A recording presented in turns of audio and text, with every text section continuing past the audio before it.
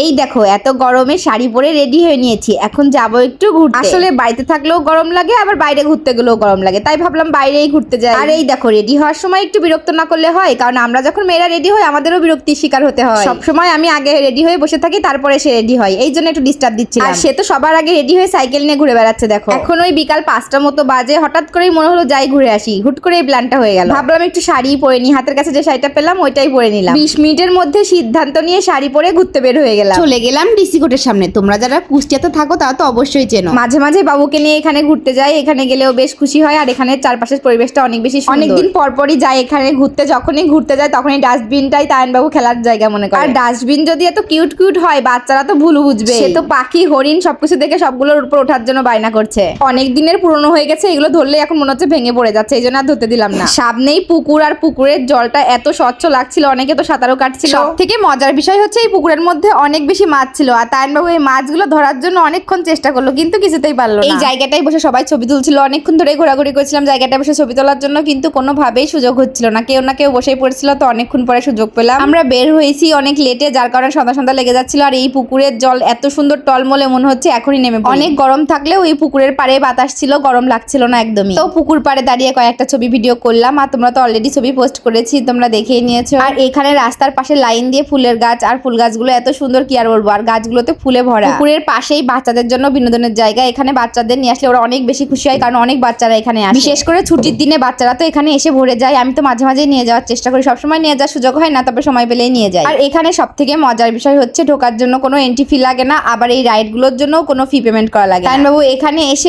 এত ছোটাছুটি লাফালাফি করে, কারণ অনেকটা জায়গা, অনেক ফাঁকা জায়গা, কারোর সঙ্গে খেলবে না, কিন্তু নিজের মতো করে নিজে মজা করবে। এই দেখো তার কাণ্ড, সে ওখানে গিয়ে কোনো কিছুতে না উঠে এইখানে গিয়ে লাফালাফি করছে বাগানের ভিতর। আমাদের ঘোরার জন্য যেমন নিরিবিলি পরিবেশ ভালো লাগে, কিন্তু বাচ্চাদের এই ধরনের পরিবেশই বেশি পছন্দ। অনেক মানুষ, অনেক আওয়াজ, বাচ্চারা এই টাইপের জায়গায় বেশি পছন্দ করে। সে কিন্তু এখানকার কাউকে চেনে না, কেউই ওর পরিচিত না, তারপরেও এখানে এসে সে একার মতো একা মজা করে যাচ্ছে। আর এই দেখো এইটা ওঠার জন্য অনেকক্ষণ থেকে চেষ্টা করেছিল, ফাঁকাই পাচ্ছিল না, তো ফাইনালি এটা ফাঁকা পেয়ে দুইজনে উঠে পড়লো। অনেক বাচ্চা এটাতে উঠতে ভয় পাচ্ছিল, তো কি করবে, ওর বাবাই ওর সঙ্গ দিল। ও যখন আরেকটু ছোট ছিল এইগুলোতে উঠতে এত বেশি ভয় পেত, আর এখন নিজে থেকেই আগ্রহ দেখিয়ে উঠে পড়ে। আর এই দেখো ছবি তুলতে তুলতে অলরেডি এখন সন্ধ্যা লেগে গেছে, আর তাকে দেখো বাসায় যাওয়ার নাম নেই, এইভাবে ছোটাছুটি লাফালাফি করে যাচ্ছে। এটা ছিল পেছন সাইড, এখানে ছিল শহীদ মিনার, এখানে অনেকেই উঠছিল, তো এটা দেখার জন্য সে খুব আগ্রহ প্রকাশ করলো। তো বাবাকে নিয়ে গেল, যাওয়ার পরে এক আঙ্কেলের সাথে তার দেখা হয়ে গেল, মানে ওর বাবার ফ্রেন্ড। দেখো ছেলেটার প্রথম দেখা, তারপরেও এত আন্তরিকতা দেখাচ্ছে, মনে হচ্ছে কতদিন সে তার আঙ্কেলকে চেনে। তখন আঙ্কেলটার জন্য ভালো মতো লাফালাফি করতে পারে নাই, যেই আঙ্কেলটা চলে গেছে তখন ওর বাবার সাথে গিয়ে আবার একটু লাফালাফি করে আসলো। ভিতরে অনেকটা জায়গা ছিল, তো অনেকক্ষণ ধরে হাঁটাহাঁটি করলাম, কিছুটা টাইম বসলাম। আস্তে আস্তে মেঘ লাগা শুরু হয়ে গেল, আবার সন্ধ্যাও লেগে যাচ্ছিল, এর জন্য আর বেশিক্ষণ দেরি করলাম না, এখান থেকে বের হয়ে পড়লাম। প্ল্যান প্রোগ্রাম ছাড়াই হুট করে এভাবে বের হয়ে ঘুরতে কিন্তু বেশ ভালোই লাগে। বাইরে কিছু খাবো ভাবছিলাম, কিন্তু আকাশে বিদ্যুৎ চমকাচ্ছিল, যখন তখন বৃষ্টি নেমে আসবে, এই জন্য এই দোকান থেকে একটু ভাজা পোড়া নিয়ে নিলাম। এখন বাসার দিকে রওনা দেবো। তো এই ছিল আজকে আমার ছোট্ট একটা ব্লগ। তোমরা সবাই ভালো থেকো, টাটা।